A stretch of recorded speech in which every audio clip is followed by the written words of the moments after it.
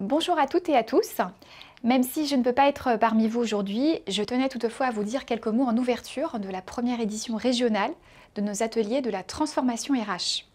Alors vous le savez, la DGAFP est à la fois la DRH de l'État et l'animatrice du dialogue en matière de ressources humaines entre les trois versants de la fonction publique. Pour mener à bien ces missions, nous veillons à articuler la mise en œuvre des politiques de transformation RH, donc à l'échelle nationale, et leur accompagnement au niveau local.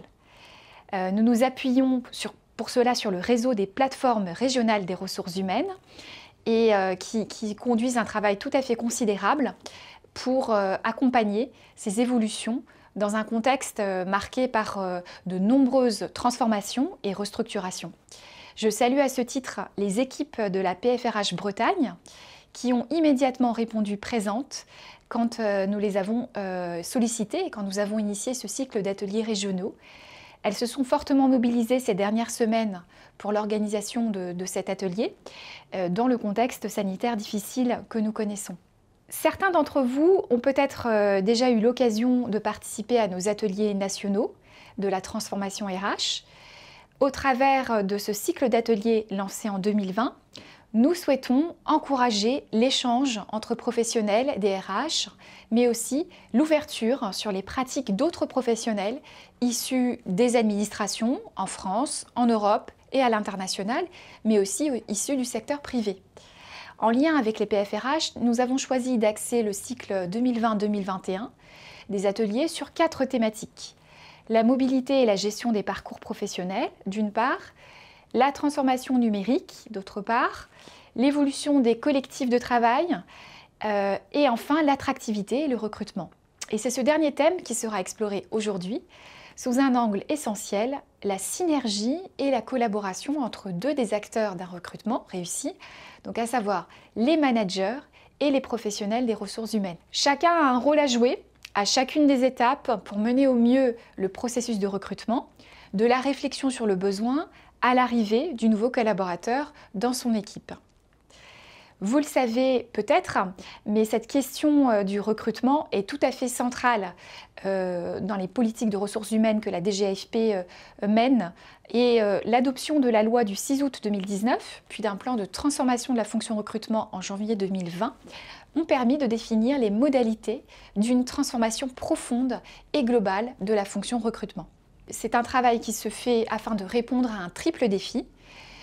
Une attractivité à renforcer, notamment auprès des jeunes, alors que le nombre de candidats au concours a diminué depuis plusieurs années et que la fonction publique souffre d'un déficit d'image. Deuxième enjeu, des filières professionnelles qui sont de plus en plus en tension pour recruter, notamment sur les métiers en tension, donc les métiers en concurrence avec le secteur privé, comme le numérique par exemple. Et enfin, troisième défi, le développement des nouvelles technologies qui ouvrent de nouvelles perspectives, mais nous poussent aussi à questionner nos pratiques pour attirer des candidats potentiels. Alors pour répondre à ces défis, les actions conduites notamment dans le cadre de la mise en œuvre de la loi Transformation de la fonction publique du 6 août 2019 et de ce plan que j'évoquais de transformation de la fonction de recrutement de 2020 reposent sur plus de flexibilité grâce à la déconcentration des processus en matière de ressources humaines au sein de la fonction publique, mais également l'évolution du cadre statutaire, notamment en ce qui concerne le recours aux contractuels, qui a été largement ouvert avec la loi de transformation de la fonction publique. Également, autre défi, une meilleure diffusion des bonnes pratiques. J'attire à ce titre votre attention sur les ressources produites par la DGAFP, notamment notre panorama du recrutement et notre boîte à outils pour l'accueil et l'intégration des nouveaux arrivants. Donc autant de ressources qui sont accessibles librement sur notre site fonction-public.gouv.fr.